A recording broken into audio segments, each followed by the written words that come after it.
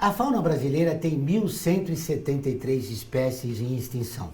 Um estudo divulgado pelo Ministério do Meio Ambiente mostrou que o número de espécies em extinção aumentou 75% em 11 anos.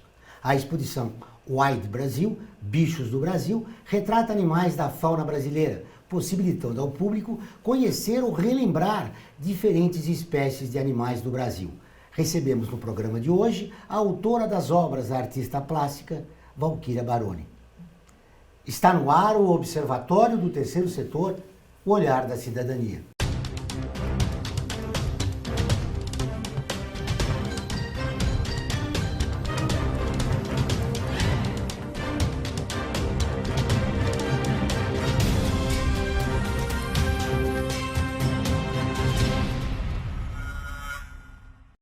O Observatório do Terceiro Setor mostra pessoas que trabalham para a melhoria da sociedade, além de divulgar e interagir de forma comprometida com as organizações de interesse social. Valquíria é formada pela FAAP e trabalha com arte e educação de crianças. Coordena projetos inovadores na Escola de Artes para Crianças, a Casa Imaginária. Tudo bem, Valquíria? Seja bem-vinda ao Observatório. Obrigada.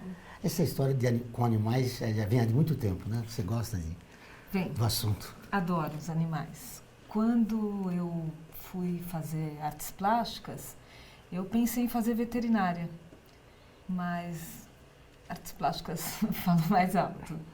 Eu sempre gostei, sempre pintei os animais e tem uns 10 anos que eu foquei nos bichos do Brasil.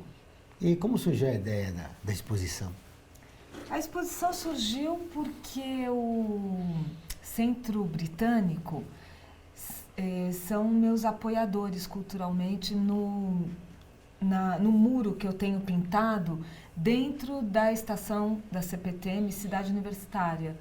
E aí, a partir deste apoio, nós pensamos em fazer a exposição para os alunos, e pais e todos, né? Você já trouxe ela de Nova York, né? Ela já tinha feito isso lá nos Estados Unidos já. Lá eu expus na estação 145 e no Highline Park. Como tem sido essa intervenção na cidade? Como as pessoas estão recebendo isso, né? Passam milhares de pessoas todos os dias nas estações, não só em Nova York, como aqui, né? Então, eu tenho atualmente 3 obras permanentes, uma na estação Vila Lobos, uma na estação Cidade Jardim, na Cidade Universitária, e estou terminando uma na fachada da Estação Hebraica.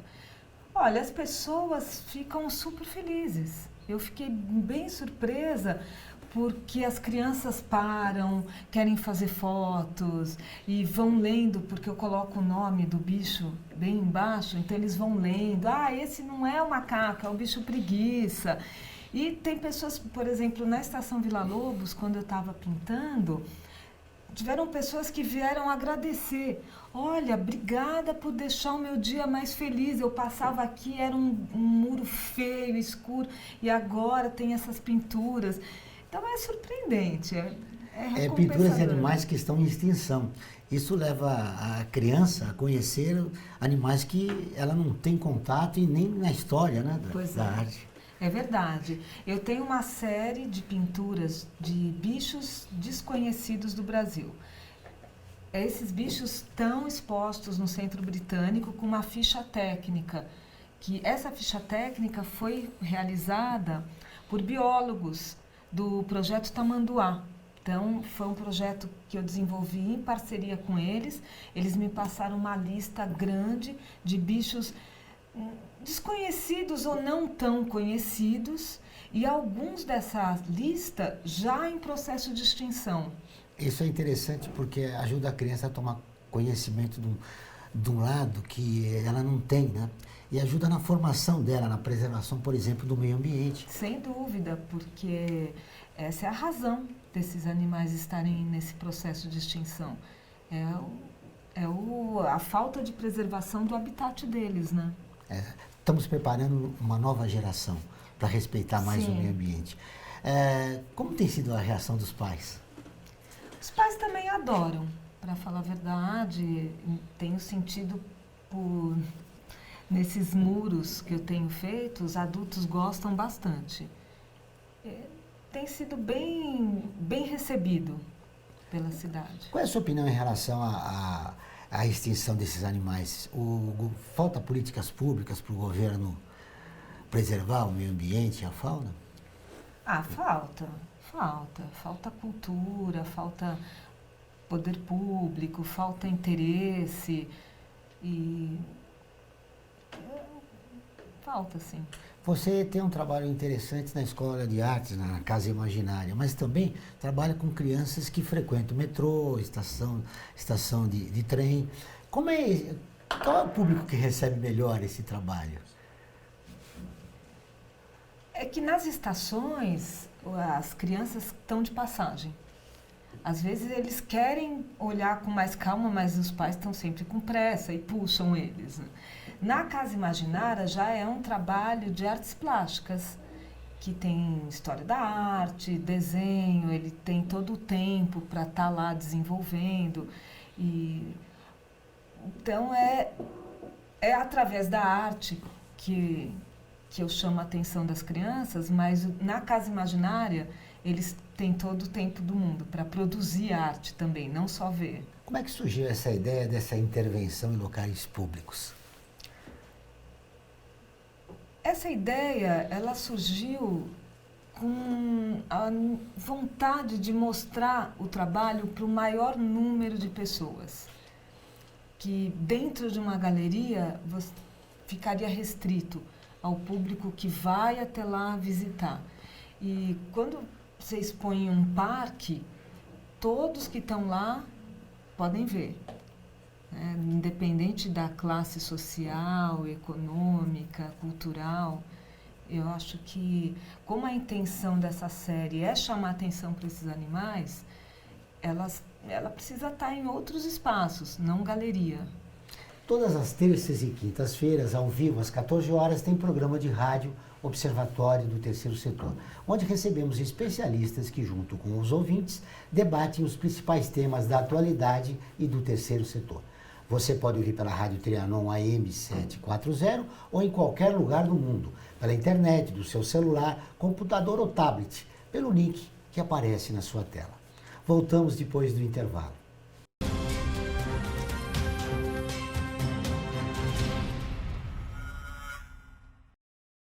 A FIA é muito mais que uma escola de negócios. É graduação, pós-graduação, MBA, mestrado e consultoria para empresas. Isso faz diferença. Conheça a FIA.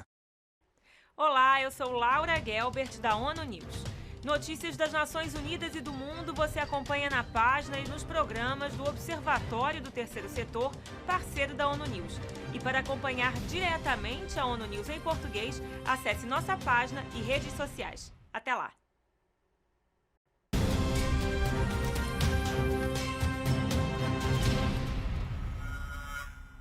Voltamos com o Observatório do Terceiro Setor.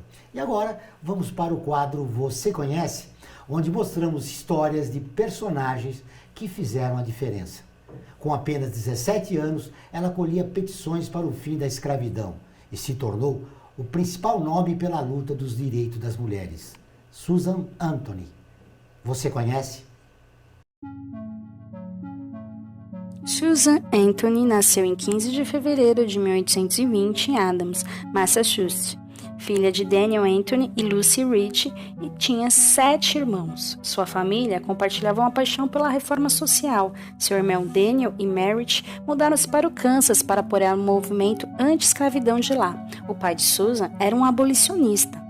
Nascida em uma família quaker, nome dado a vários grupos religiosos com origem comum no movimento protestante britânico do século XVII, comprometida com a igualdade social, ela coletou petições anti-escravistas aos 17 anos de idade. Em 1856, tornou-se agente do estado de Nova York para a Sociedade Americana Anti-Escravistas. Em 1851, conheceu Elizabeth Cady Stanton, que se tornou sua amiga e colaboradora de toda a vida em atividades de reforma social. principalmente no campo dos direitos das mulheres. Em 1852, elas fundaram a Sociedade de Temperança do Estado das Mulheres de Nova York, depois que Susan foi impedida de falar em uma conferência de temperança porque ela era do sexo feminino. Em 1863, elas fundaram a Liga Nacional Leal, que conduziu a maior petição na história dos Estados Unidos até aquele momento, coletando 400 mil assinaturas em apoio à abolição da escravidão. Em 1866, elas fundaram a Associação de Direitos Iguais na América, que fez campanha por direitos iguais para as mulheres e afro-americanos. Em 1868, elas começaram a publicar um jornal sobre os direitos das mulheres chamado A Revolução. Em 1869, elas fundaram a Associação Nacional de Sufrágio Feminino como parte de uma divisão no movimento de mulheres. Em 1872, Susan foi presa por votar em sua cidade natal, Rochester, em Nova York, e condenada em um julgamento amplamente divulgado. Embora ela se recusasse a pagar a multa, as autoridades se recusaram a tomar outras medidas. Em 1878, Susan e Elizabeth conseguiram que o Congresso fosse apresentado a uma emenda que dava às mulheres o direito de voto, introduzido pelo senador Aaron Sargent. Mais tarde ficou conhecido coloquialmente como Emenda Susan Anthony e foi ratificado como a 19ª emenda à Constituição dos Estados Unidos em 1920. Susan dava de 75 a 100 palestras por ano e trabalhou em muitas campanhas estaduais. Ela trabalhou internacionalmente pelos direitos das mulheres, desempenhando um papel fundamental na criação do Conselho Internacional das Mulheres, que ainda está ativo. Ela também ajudou a promover o Congresso Mundial de Mulheres representativas na Exposição Mundial da Colômbia, em Chicago, em 1893. Susan faleceu em 13 de março de 1906 e se tornou a primeira mulher real a ser retratada nas moedas dos Estados Unidos, quando seu retrato apareceu na moeda do dólar em 1979. Esse ativismo foi muito importante para esse movimento feminista, né, do século XX. É verdade. Como é que você vê figuras como ela? São pessoas super importantes, né? Na história da humanidade. São mulheres corajosas. Tipo a Malala, né? Tão novinha e já brigando pelos direitos das mulheres, que envolve toda a sociedade, na verdade. Você vê, no caso da Susan nos Estados Unidos, as mulheres conseguiram, na década de 20 do século passado, começaram a votar. Aqui no Brasil, só em 1932 as mulheres conseguiram o direito a voto. Ainda se fossem casadas e teriam que ter a autorização do marido, ou viúvas, ou solteiras que fossem emancipadas economicamente. Já pensou? É um absurdo, né? É incrível. Como vencer essas barreiras? Como as mulheres têm que lutar para conseguir o seu espaço? Elas precisam de quê? Serem motivadas por quê? Por exemplo, no caso do nosso país. Eu acho que primeiro para ter um pouco de igualdade, direitos iguais em algumas situações. Acho que é essa sempre, né, a razão de toda a briga. E as mulheres querem trabalhar, ter uma profissão, estudar. Até então não era possível, né? Por incrível que pareça. É verdade.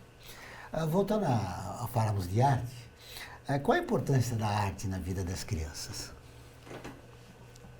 Eu acho fundamental o estudo da arte. Eu acho que a arte é o que diferencia culturalmente as pessoas.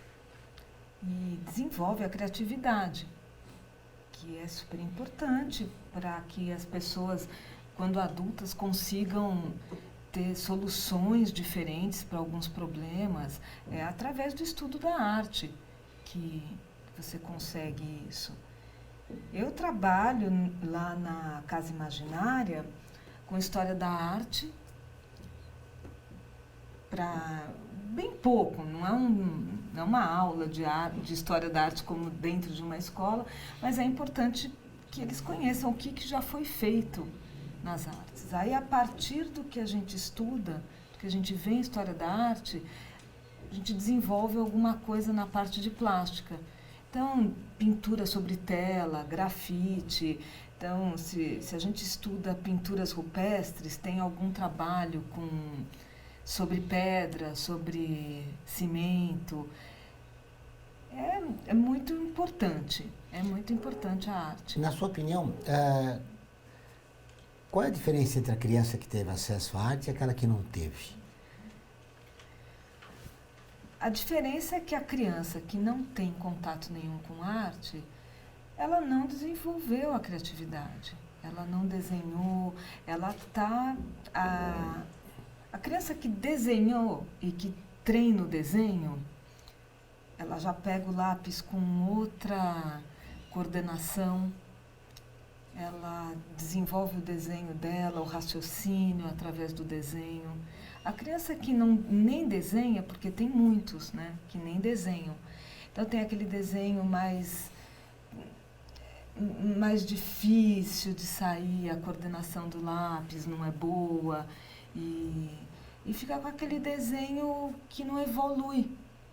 A criança que desenha sempre, ela vai construindo, ela vai melhorando o desenho dela, né? O personagem já é mais rico, tem mão, tem pé, não é só aquele bonequinho palito. A criança que desenha sempre, ela já constrói, ela põe roupa, ela põe corpo, cabelo. Na minha escola, eu sou muito exigente. Fica uma lacuna na formação cultural, né, da criança que teve acesso à arte e aquela que não teve. Fica porque estudar arte é estudar a história da humanidade também.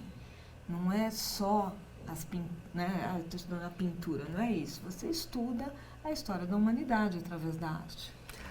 Saiba como adquirir computadores, notebooks, servidores e CPUs para você, sua empresa ou ONG por um preço justo, assistência técnica, garantia de 1 ano e ainda contribuir com o meio ambiente. Acesse observatório3setor.org.br.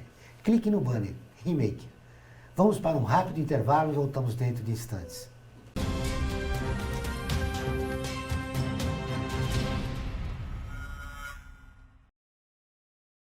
A FUNASP colabora com a USP nas relações entre fundações por meio de fóruns, simpósios, seminários, pesquisas e intercâmbio de informações, além do seu investimento na área social. Para melhores informações, entre no nosso site www.funasp.org.br. FUNASP, um marco entre o universo acadêmico e a sociedade.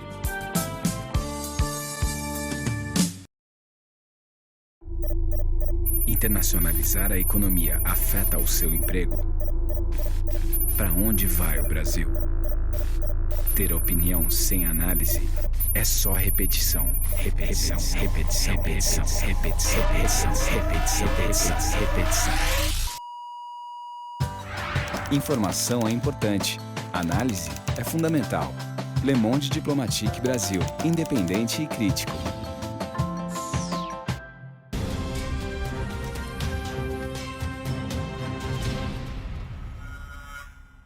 Estamos de volta com o programa do Observatório do Terceiro Setor, o Olhar da Cidadania. Não esqueça, todas as quartas-feiras, às 17 horas, tem o programa Olhar da Cidadania na Rádio USP, com temas da atualidade e dos direitos humanos. Anote, todas as quartas-feiras, às 17 horas, na Rádio USP em São Paulo, 93,7 FM, em Ribeirão Preto, 107,9 FM. Valquíria, não é estímulo para criança ou adolescente a ter esse contato com a arte, né? Visitar museus, pintar. Tem gerações, por exemplo, que tomaram contato com a arte só quando foram fazer curso superior.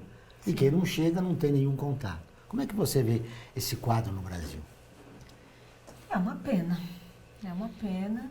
E o fato de muitos não visitarem os museus é porque não tiveram esse incentivo. Não tiveram aula de artes, não sabem da importância. Então, não tem nem a curiosidade de visitar. Porque eu já falei com você no bloco anterior a respeito de políticas públicas do estímulo.